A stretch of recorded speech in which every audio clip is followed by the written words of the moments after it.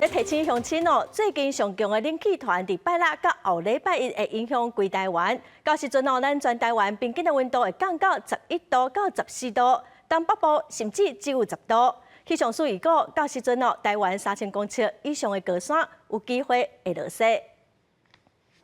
玉山游客中心的即时影像，会当看到民众规身躯包条条烧焦来佚佗，看有落雪的机会无？因为拜高铁光的时，玉山有小可结霜。气象署表示，礼拜暗时甲拜铁光这段时间，因为水汽有够，温度够低，台湾3000公尺以上的高山有机会看到落雪。那温度表现上呢，这段期间也是相对之下比较低温，所以比较偏向是16号的清晨，15号晚上这段期间是有可能在3000公尺。像这样子的山区有出现降雨的可能、降雪的可能性在。若是关山有机会落雪，北地天气嘛是冷叽叽。气象署表示，受到大陆冷气团影响，拜六礼拜到后礼拜一全台大降温，北部低温会来到11度，中南部上低温伫13度至14度，东北加局部地区嘛有可能出现10度的低温。北部的区域呢，我们目前预报上面是有11度这样子的温度出现，甚至在一些比较局部的地区哦